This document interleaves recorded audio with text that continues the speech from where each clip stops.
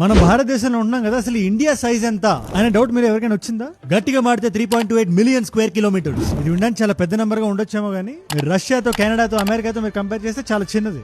Size ప్రకారం 5 భారతదేశాన్ని కలిపితే ఒక రష్యా అవ్వచ్చేమో, లేదా 3 కలిపితే ఒక యునైటెడ్ స్టేట్స్ అవ్వచ్చేమో. కానీ స్పిరిట్ ఆఫ్ ద నేషన్ అంటారు కదా, పాపులేషన్ కాదు స్పిరిట్. పాపులేషన్ వైజ్ చూస్తే ఒక స్క్వేర్ కిలోమీటర్ కి మనకి సుమారు 440 మంది భారతీయులు ఉంటారు. రష్యాలో చూస్తే 4 కిలోమీటర్ కి, అమెరికాలో 36. బట్ ఈ సైజు, పాపులేషన్ ఇది కాదు కదా ఒక దేశం గొప్పతనం ఏంటో చెప్పేది.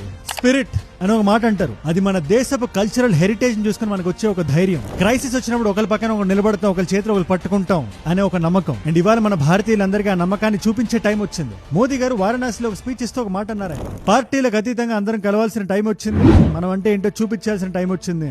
ऐसा कोई भी राजनीतिक दल हो, कोई भी राजनेता हो, देश हित में हर पल, हर बार, हर जगह हम स्वदेशी का संकल्प लें.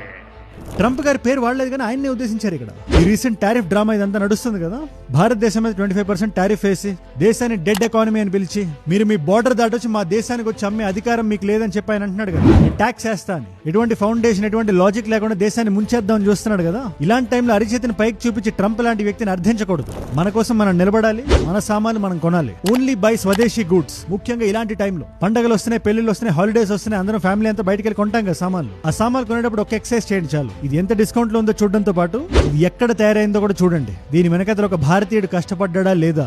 ఇవాళ మన దేశంలో ఉండే ఎక్స్పోర్ట్ ఎకానమీ కష్టాల్లో ఉంది. వాళ్ళ కోసం మనం నిలబడాలి, ఒక భారతీయుడికి ఇంకో భారతీయుడిలా. ద స్పిరిట్ ఆఫ్ భారత్ అని చూపించడానికి చిన్న చిన్న పనులు చాలు. గణేష్ పండుగ వస్తుంది, వినాయక చతుర్థి. మీలో ఎంతమందికి తెలిసి ఒక segment of the idols China నుంచి వస్తున్నాయి. జాగ్రత్తగా చూసుకొని కొనాలి, అంతే చాలు ఇవాళ. ఎందుకంటే ఎలాంటి సిచ్యువేషన్ అయినా ఒక సిద్ధాంతాన్ని మనం నమ్ముకోవాలి. Nation first, Bharat first. ఈ రీల్ ఎంతవరకు వీలైతే అంతవరకు షేర్ చేయండి. ప్రతి తెలుగువాడికి, ప్రతి భారతీయుడికి వెళ్ళేలా చూడండి.